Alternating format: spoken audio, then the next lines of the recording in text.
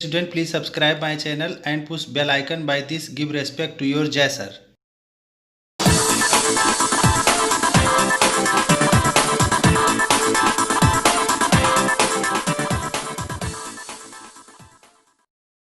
Hello my dear student and friend, my name is JS Tiwari. Jai sir, नमस्कार।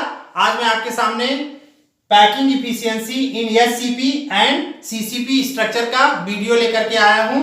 इस video को देखने से पहले इसको फुल स्क्रीन पर कर दीजिए ताकि लेटर आपको साफ साफ दिखाई दे। और आपसे निवेदन करना चाहते हैं कि जो हमारे चैनल पर नए हैं वो चैनल को सब्सक्राइब कर दीजिए, लाइक और शेयर कर दीजिए। ओके, इससे हम मोटिवेट होंगे और आपको अच्छे अच्छे वीडियो बना करके देंगे ताकि आपको और अच्छे से समझ में आएगा। और जो पहले से सब्सक्राइब किए हुए हैं ओके, वो लाइक और शेयर कर दे, ठीक है। Packing efficiency in HCP and CCP structures. हम जो है SCP और CCP स्ट्रक्चर्स में पैकिंग इफिशियंसी पढ़ेंगे, या दूसरे शब्दों में कहें तो फेस सेंटर्ड के लिए हम लोग पैकिंग इफिशियंसी पढ़ रहे हैं। ओके, तो सबसे पहले ये फिगर समझ लेते हैं। इस फिगर में मैंने इसको सिंपल रखने के लिए और सारे कोनों पर इन आइटम्स को नहीं दिखाया है, ठीक है। केवल यहाँ पर कॉर्नर पर दिखाया है और यहाँ पर इसके फेस पर इसके सेंटर में दिखाया है, ताकि हमारा फिगर जो है सिंपल रहे, कॉम्प्लिकेटेड ना हो जाए। तो समझने के लिए हम लोग देखेंगे। तो एक फेस पर इधर देखते हैं, इस फेस को हमने नाम दिया है ABCD। ये इस साइड का एक फेस है जिसका नाम ABCD है। ओके, यहाँ पर A से B तक की दूरी को A से रिप्रेजेंट किया गया। ये A एड्ज जो है इसका A है। चूंकि क्यूब है तो क्यूब में ये सभी एड्ज बराबर हैं, तो A से B की दूरी स्मॉल a और ये B से C की दूरी भी स्मॉल a और C से D की दूरी भी स्मॉल a और A से D की दूरी भी स्मॉल a।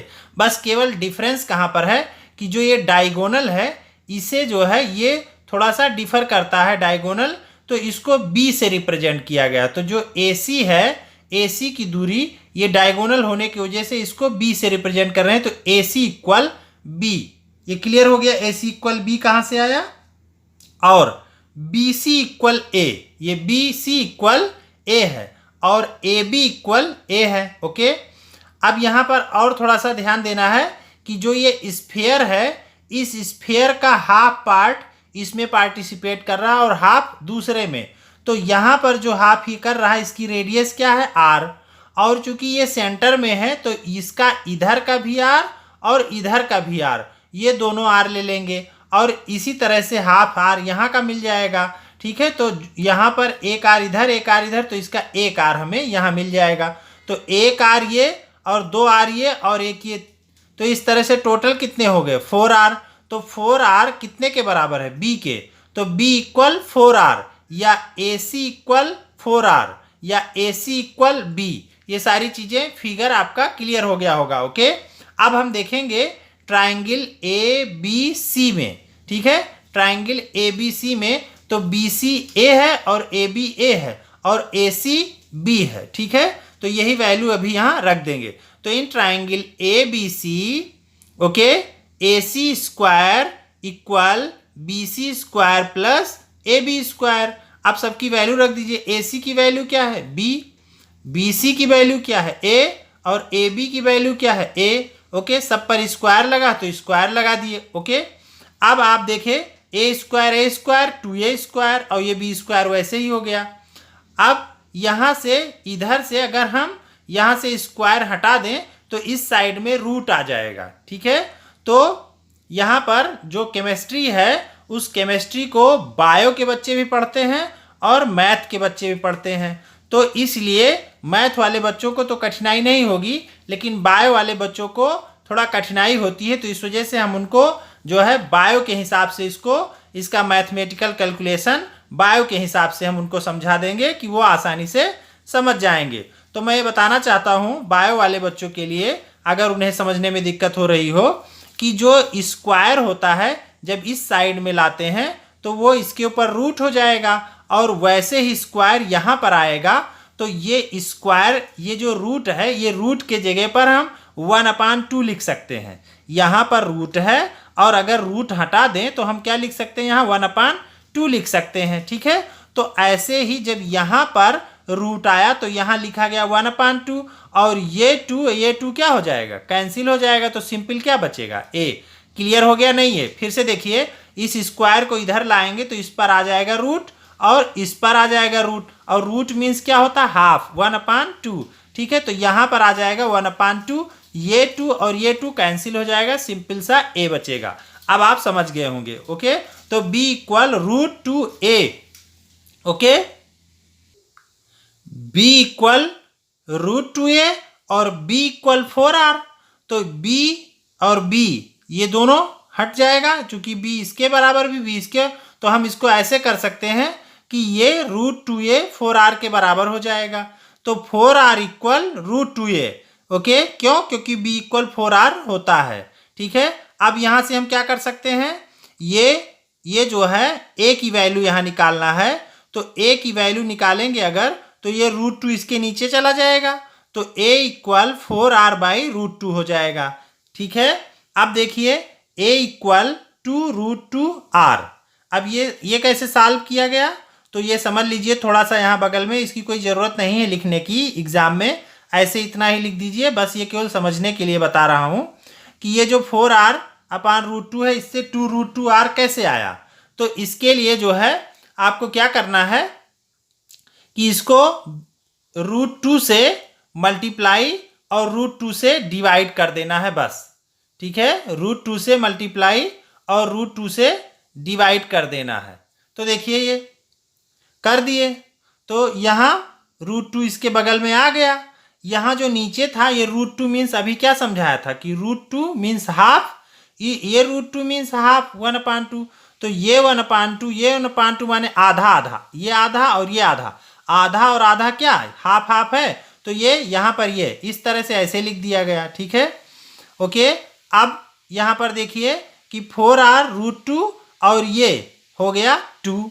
क्लियर?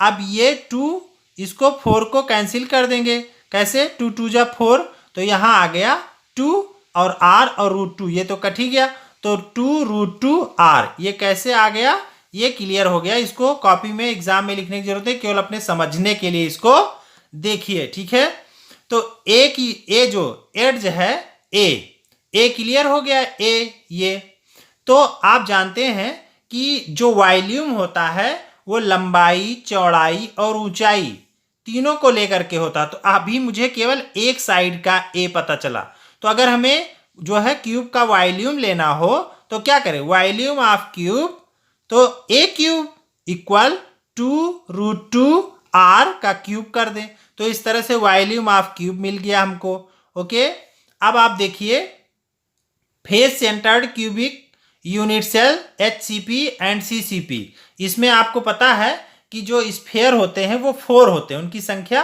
4 होती है, और एक स्फीयर की जो वैल्यू है, जो फार्मूला है वो क्या होता है, 4/3 πr³। ठीक है, तो चूंकि 4 स्फीयर है तो 4 × 4/3 πr³।